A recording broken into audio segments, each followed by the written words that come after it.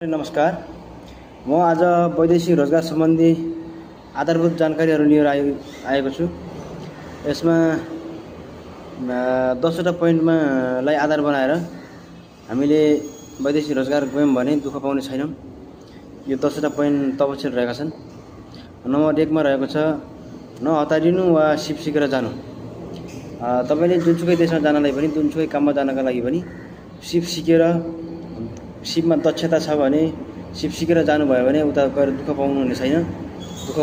भने जस्तो तलब आउने, भने जस्तो काम नपाउने समस्या हामीले सिप नसिकेरै हुन्छ। अदक्ष भएर काममा जाँदाखेरि दुःख पाइन्छ। दक्ष भएर सिप सिकेर जाँदा राम्रो हुन्छ।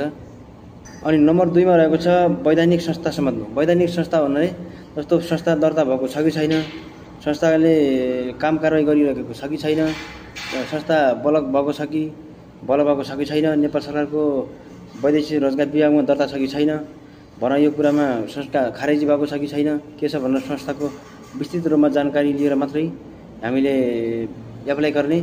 एजेन्टको भरमा एजेन्टले भन्छ ल एप्लाई गर्नुहोस् यो ठिक छ यस्तो भनेर त्यो भर नपर्ने, वैदेशिक रोजगारमा गएर बुझ्ने यो संस्था ठिक छ कि छैन, यो संस्था वैधानिक हो कि अवैधानिक हो कि भनेर बुझेर मात्र काम गर्नु होला। अनि अर्को नम्बर 3 मा रहेको छ काम सुविधा र लागतबारे।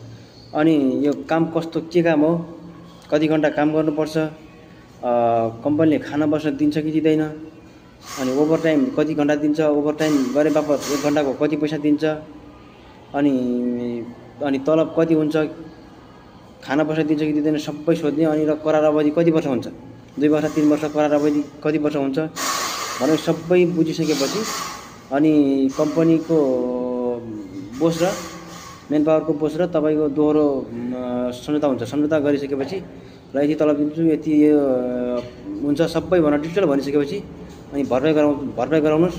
भरपाई गरेर मात्रै पैसा दिनुहोस्। पैसा नदिनु पहिले अगाडि 1 रुपैयाँ पनि नदिनु। भरपाई जतिसुकै 10 रुपैयाँ दिए पनि 20 रुपैयाँ दिए पनि जतिसुकै पैसा दिए पनि तपाईँ भरपाई गरेर मात्रै दिनु। भरपाई गर्नुहोस् अनि पैसा दिनुहोस्। अनि अर्को नम्बर 4 मा रहेको छ आफू जाने देशका बारेमा जानकारी।